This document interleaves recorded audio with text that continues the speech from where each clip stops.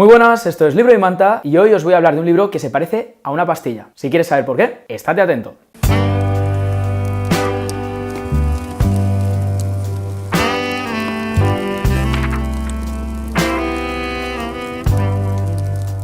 Hoy os traigo una antología de cuentos que se titula Mi hermana Elba y los saltillos de Brumal. La escritora es Cristina Fernández Cubas y nos presenta varios cuentos con personajes perturbadores, enfermos, lugares aislados y mezcla muy bien la fantasía y la realidad. Ojo, este vídeo va a tener spoilers, pero también es verdad que los cuentos tienen un final tan abierto que se pueden interpretar de muchas maneras, así que yo voy a hablar de mi interpretación, pero también es verdad que para ello tengo que hablar de todo el cuento, incluido el final. El título del libro, Mi hermana Elba y los saltillos de Brumal, hace referencia a dos de los cuentos que encontramos en la antología. De todas maneras, hay otros cuentos distintos y yo me voy a centrar en tres cuentos que me han llamado la atención. La primera historia, en el hemisferio sur, nos cuenta la vida de una escritora de éxito, Clara Galván. Es una mujer que está muy atolondrada porque escucha una voz que le obliga a escribir y se lo va a contar a su mejor amigo, que es un editor y además narrador de la historia. La mujer está tan agobiada que un día decide salir a dar un paseo, entra en una librería y se encuentra un libro que cuenta su propia vida y está escrito por una tal Sonia Kraskova. ¿Y cuál es la gracia del libro? Pues que Clara Galván y Sonia Kraskova son la misma persona.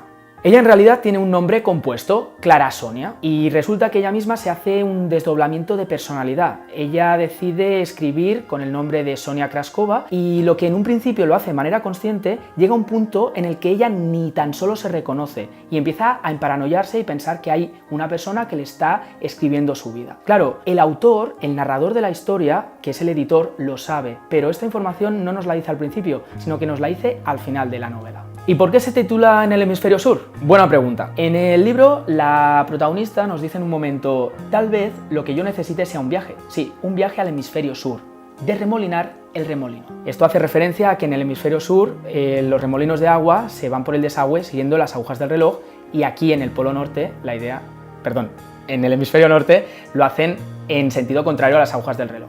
Este hemisferio sur hace referencia a la muerte. La escritora tiene pensado suicidarse y lo que hace básicamente es seguir los dictados de un sueño. Ella sueña que se tiene que suicidar y quiere cumplir ese sueño. Si este cuento os parece perturbador, el siguiente cuento, titulado Lúnula y Violeta, también no se queda corto. Este nos explica la historia de una mujer llamada Violeta que está muy sola, se encuentra a la pobre muy triste y decide irse a vivir con una mujer que conoce en un bar y que se llama Lúnula. Al principio la relación es cordial, pero poco a poco van saltando las asperezas. Representa que Lúnula es una mujer muy controladora, muy obsesiva, y Violeta, que le gusta escribir, se siente muy invadida por Lúnula.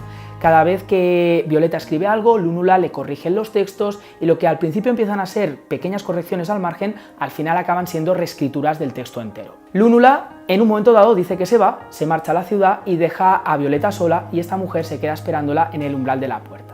Al final del cuento se encuentran el cadáver de una mujer en descomposición que tiene bordadas dos letras en su camiseta, VL. Aquí la gente del pueblo empieza a especular sobre quién es esta mujer porque nadie recuerda haber visto a dos mujeres en esa casa, sino solo a una mujer, y lo que no sabe la gente del pueblo es cómo se llama, pero alguien dice que cree recordar el nombre de una mujer llamada Victoria Luz. ¿Cómo interpretamos este final? Pues hay varias opciones. Personalmente yo creo que no había dos mujeres, sino que tan solo había una, que era esta tal Victoria Luz, y es una mujer esquizofrénica que ha creado a dos personajes en su cabeza, Violeta y Lúnula, y a partir de aquí se ha vuelto tan loca que se ha muerto de hambre. La historia ofrece varios finales alternativos, aquí está la gracia.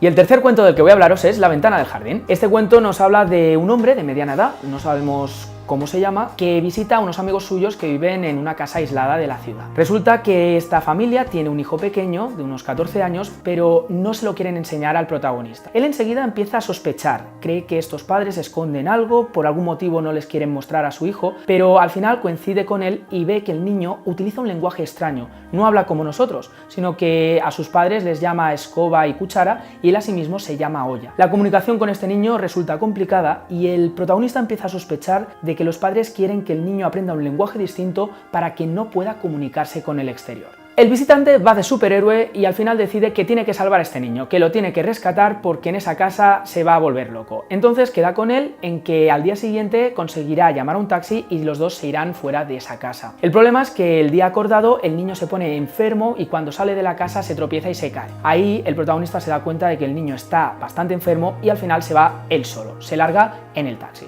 ¿Cómo acaba la historia? El visitante coge un taxi y el chofer, mientras están de camino hacia la ciudad, le pregunta ¿cómo está Tomás? Que Tomás es el nombre del niño. Y el visitante le dice que está mal y entonces acaba todo con esta frase. El taxista dice pobre ollita. Y es aquí cuando te vuelves un poco loco. ¿Representa que el taxista también sabe que tienen a un niño autista en esa casa? ¿O es que realmente el protagonista interpreta todo a su manera y el que realmente está loco es el mismo? Ahí está la gracia del cuento. Yo, si me preguntáis mi opinión, pienso que realmente el niño está enfermo, tiene algún tipo de trastorno autista y el nombre del título, La ventana del jardín, hace referencia a este punto de encuentro entre dos mundos.